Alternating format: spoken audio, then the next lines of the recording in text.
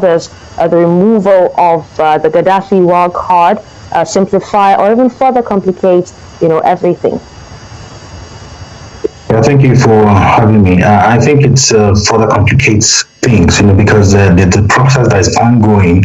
So this is kind of a huge setback. The UN roadmap assumes identifiable bloc leaders you can negotiate with, and Saif was one of those guys who could deliver the old Gaddafi regime, or should I say the green bloc, to any deal. And now the anchor person, the main man, is gone.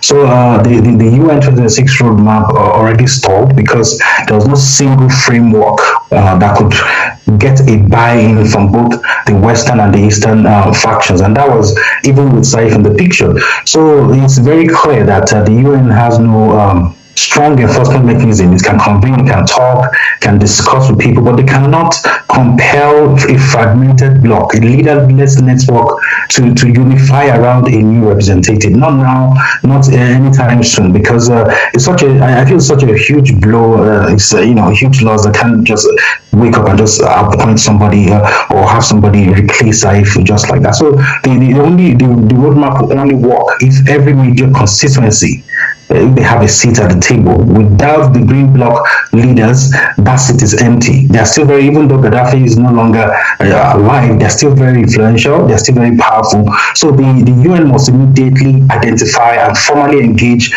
or 3 persons, influential persons in that bloc, and try to incorporate and have them incorporate them into their plans and their roadmap. Otherwise, it's just going to be a 2-player game, and that would exclude 1/3 of the country.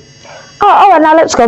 Well, recent Arab barometer data shows that nearly 45% of Libyans still trusted Saif al-Islam more than current leaders. So how do you explain this nostalgia, especially for the Gaddafi era, after 15 years of what the world called a liberation?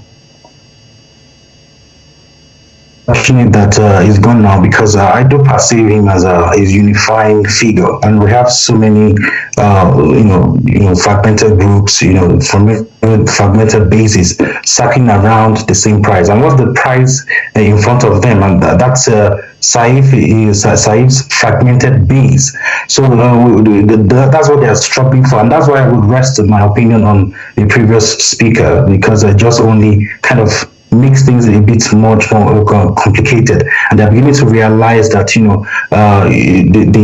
the uprising that ousted Muammar Gaddafi was not really necessarily needed, because it's tore the whole country apart, and Libya has not recovered up till this time since Gaddafi left. And I feel like for reasons of peace and stability, that's why Saif Islam didn't really get himself involved, so much in politics. They disqualified him from running for presidential election. He respected it.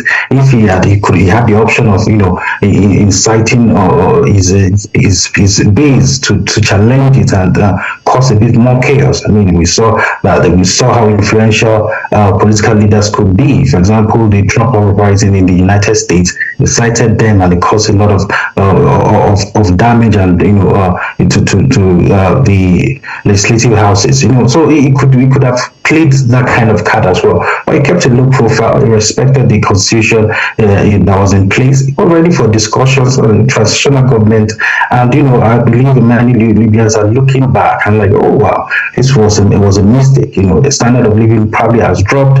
Infrastructure maybe a little bit more broken, because the site of war in any country is really bad. It takes time. It's very easy to destroy. It takes time to build. Just last week I was in Mozambique, and it's a war-torn country, and I realized that war is no joke. So I can imagine that even though the building process may have been since Gaddafi died, there will still be remnants that show that Libya actually passed through a particular phase. And I hope that at some point in time, the cool heads will sit together and kind of move over and try to reconcile the Saif Islam base and indeed build a united country. All right. Bolu, you did say that you don't see Saif as a unifying force, but thousands actually attended his funeral in Bani Walid. Would you say that the funeral was for a man, or was it a mass protest against the last 15 years of political stagnation? Yeah, that's a very good question. I think people who are, people came out to pay their last respect to a man that is kind of a symbol of the past. Looking at how life was in the time of Gaddafi, and him being the son, it still carries his DNA in some way. They feel that that institutional memory is gone for forever. I don't think it's a protest in any way, because if he had he not passed away, I don't think anybody would take to the streets to actually, attack him or protest against him. So I think it's just people coming together in solidarity to pay their last respect to a man that they indeed believed in, and was a unifying figure, in the country. And if you notice, the flags that the supporters were flying at the point was the flag of the old Libyan Arab Jamahiriya that Gaddafi, instituted. Anything green is a symbol of the old regime. So the plain flag, Gaddafi wrote the green book, and things like that. So it's just in their honor. If it was totally about protest, they probably would be flying the new flag, but showing the old flag is a symbol that they're identifying with the past. They're paying their last respect to a man that they honor, and they just wish him a great journey to the great beyond. All right.